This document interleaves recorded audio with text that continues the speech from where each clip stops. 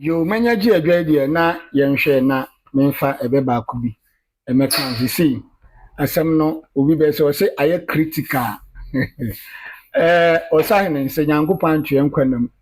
na se yenya ahode antena se na yamfa ebebu na nanom adwen a omde amaye no ama abedu ba bi no yebe no kura beyira beyira na makoto enwuma kese bi a ewudin pa wo Ghana ha eba bebu a okunini bi organ ha bi a opa bibia no no hwehwe ye nwoma ehona pa na nwoma mekoto ya mekenkan ye no nyema mehu wo mu kure du ba bi na mewura ho bisanse nipa na wo twro nwoma na wo mu se wonye bibini wonye Ghana ni die na nso o kire ba bi a ofa ya onya ensem na o twro empanyin a odu omudin nyina hyem kuro bi okoso bi o twro etiedi adanse pefe se sai nipa na otro ya asema ye no enye ono ninim die na enim die obeje wo yenye ho ti se mehwe sampanyinfo ni kuro mu firi so ene se de omoma opani na adwen ma okotro nwoma no kro antro no Ghana mu ebe no do so pa na mehwe se bia me mitiwe se me kasa asenya mo na mo gimi bia na mo de me koto opani no wambo se masema me ka fra no ehu nhye dan hia na enso mfumso a ewo enwoma no mu no edoso nanso akukunini ene anintini pa ya ye omutum ene tan se omsa ensem mu ba abontin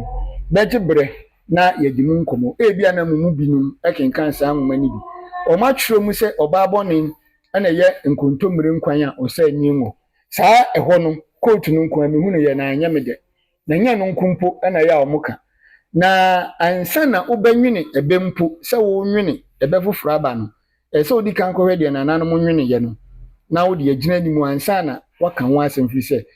ubu ebebi ana wo nwene bebi na beto abonten a obi wo onim be ne nwene na enso wa so a ye di tie be no ese anse benso eye mpanimfo de anti wo a ubu be no nya wo de o onye bu ye beto wa pena mpanimfo no a omu tie wo no age be ne se omudia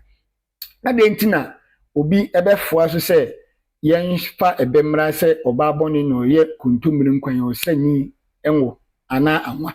enye nokure sansa na nanu modika bu ba to se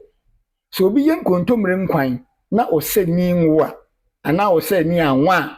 ne firi na ma odi ye edise obi bu be ana obi twiro beto se obaboni no ye kuntumire nkwan sani nwo a nanka ye se oba no kro ye kuntumire nkwan o sani nwo ese ebo na baso ebe we odi ba ebe ku nu ebe trudo ese ebo saa woni na baso se nkontomre wo hoyi yenye ensa anyinwo eye den na atimisa anyinwo na ese wa yade enti mpanin be no mde to won na abehwe animu na ade akubu ofoforo no de wo nwene aba no enti oba boni eye nkontomre nkwan ese anyinwo de enye ba ese nka yagitum nanso obi atintim be na to enti mu amumudi ebechi no a mutie besua be no se mukona nku so obi atwro bebi atuyi a momfa nananom bebi amunim nyina ho enya hwehweniwa